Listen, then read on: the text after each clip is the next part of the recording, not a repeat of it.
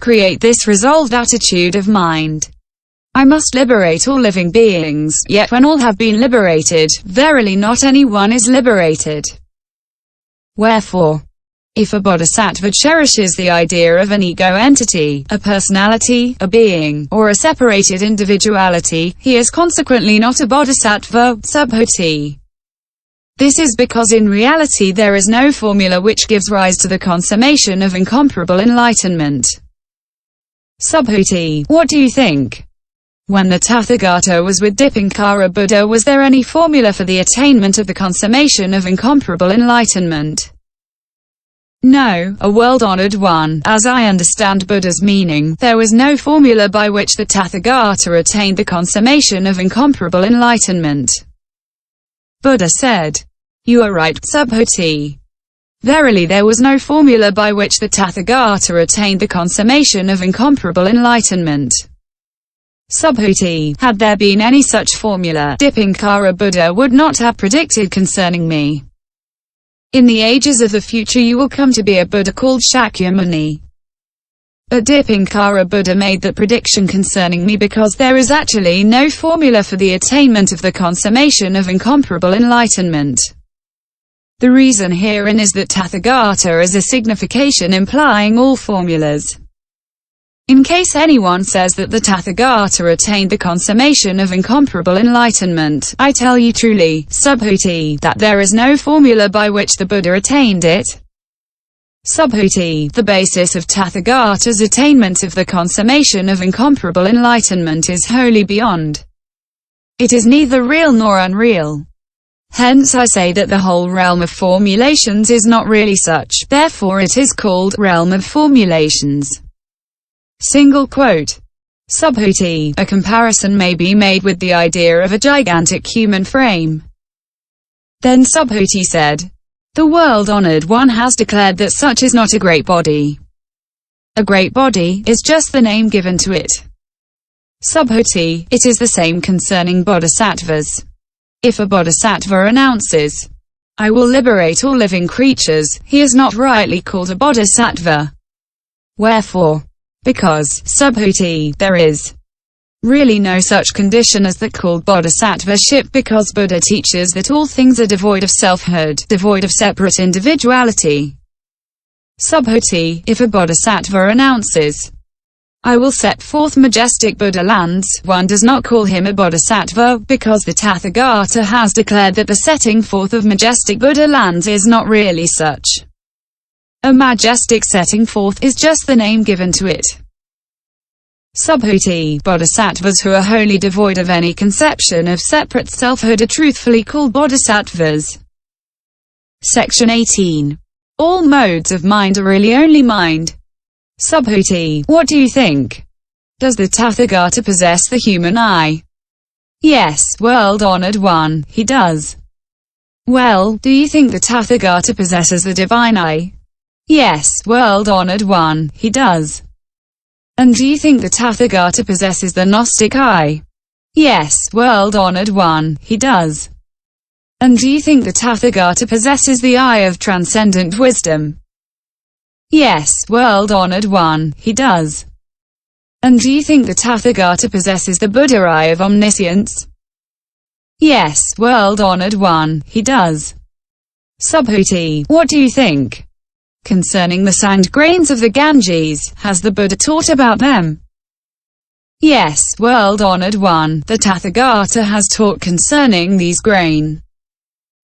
Well, Subhuti, if there were as many Ganges rivers as the sand grains of the Ganges, and there was a Buddha land for each sand grain in all those Ganges rivers, would those Buddha lands be many? Subhuti replied, "Many indeed, a world-honored one." Then Buddha said, "Subhuti, however many living beings there are in all those Buddha lands, though they have manifold modes of mind, the Tathagata understands them all. Wherefore? Because the Tathagata teaches that all these are not mind. They are merely called mind. Subhuti, it is impossible to retain past mind, impossible to hold on to present mind, and impossible to grasp future mind." Section 19.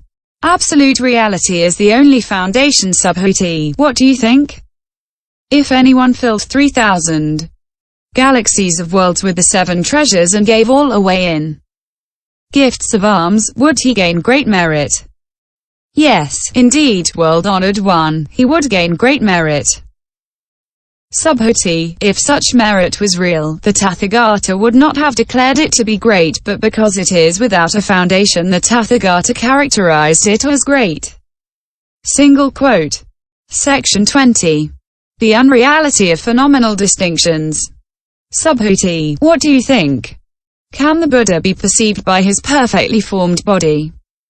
No, a world-honored one, the Tathagata cannot be perceived by his perfectly formed body, because the Tathagata teaches that a perfectly formed body is not really such. It is merely called a perfectly formed body. Single quote. Subhuti, what do you think? Can the Tathagata be perceived by means of any phenomenal characteristic? No, a world-honored one, the Tathagata may not be perceived by any phenomenal characteristic because the Tathagata teaches that phenomenal characteristics are not really such. They are merely termed phenomenal characteristics. Single quote. Section 21. Words cannot express truth. That which words express is not truth. Subhuti, do not say that the Tathagata conceives the idea. I must set forth a teaching. For if anyone says that the Tathagata sets forth a teaching, he really slanders Buddha and is unable to explain what I teach. As to any truth-declaring system, truth is undeclarable.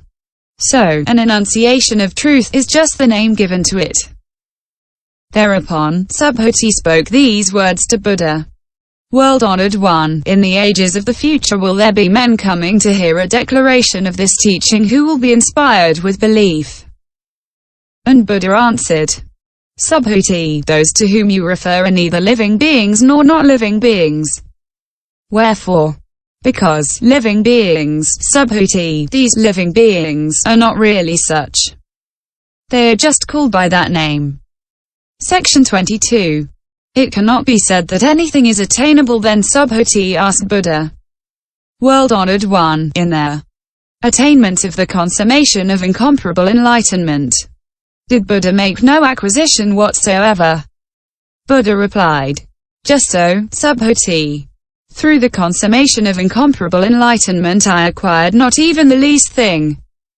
Therefore it is called consummation of incomparable enlightenment. Single quote. Section 23. The practice of good works purifies the mind. Furthermore, Subhuti, this is altogether everywhere, without differentiation or degree. Therefore it is called consummation of incomparable enlightenment.